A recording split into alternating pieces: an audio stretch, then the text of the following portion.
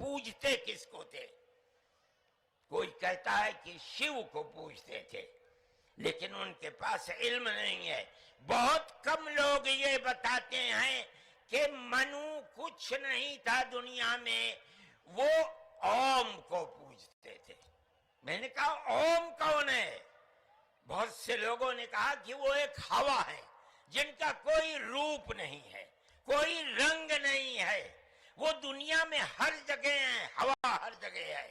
انہوں نے آسمان بنایا، انہوں نے زمین۔ میں نے کہا کہ ارے بابا، انہی کو تو ہم اللہ کہتے ہیں، انہی کو تو تم ایشور کہتے ہو، اسی کو تو ہم اللہ کہتے ہیں۔ فارسی بولنے والے خدا کہتے ہیں، انگریزی بولنے والے گاڈ کہتے ہیں۔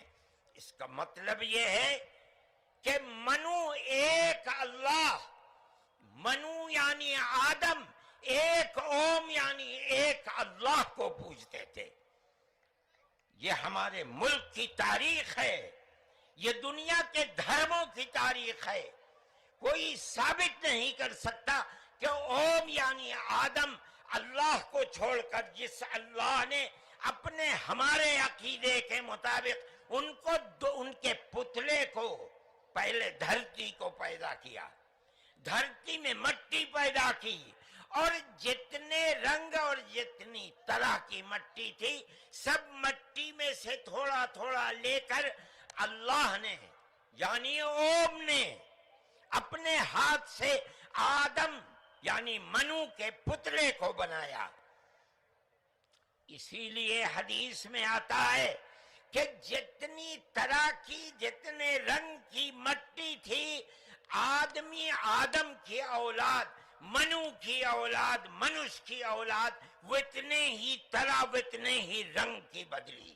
کوئی مٹی سخت ہے، آدمی کے دل کے اندر سختی ہے، کوئی مٹی نرم ہے۔ جیسی مٹی تھی ویسا ہی اثر آدم یعنی منو کی اولاد کے اندر پایا جاتا ہے۔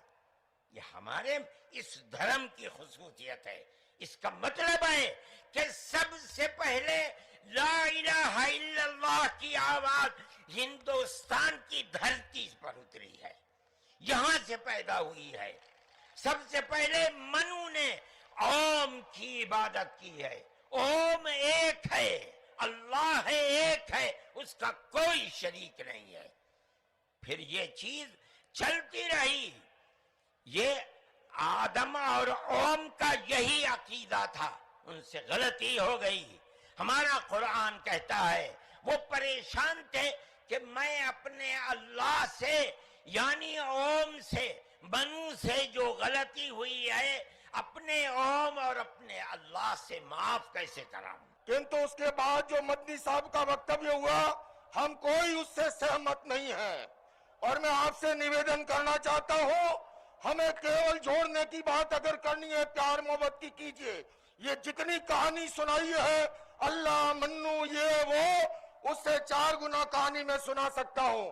میں مدنی صاحب، آپ میرے پتا تلیہ ہیں، میں آپ کو دعوت دیتا ہوں ساسرارتھ کے لیے۔ آپ دلی آئیے، آپ مجھے سہارنپور بلا لیں گے، میں سہارنپور آؤں گا، اور آپ کو نویدن کرتا ہوں، جین دھرم کے 24ویں تیرتھنکر بھگوان مہاویر ہوئے، اور اس سے پہلے بھگوان پارس 23ویں تھے، اور اشٹنیمی جو ہے یوگی راج کرشن کے چچیرے بھائی تھے۔ کنتو یاد رکھیے، اس سے پہلے تیرتھنکر بھگوان رشبھ تھے، جن کے پتر بھرت اور باہوبلی کے آدھار پر اس بھارت دیش کا نام پڑا ہے۔ آپ ایسے نہیں مٹا سکتے۔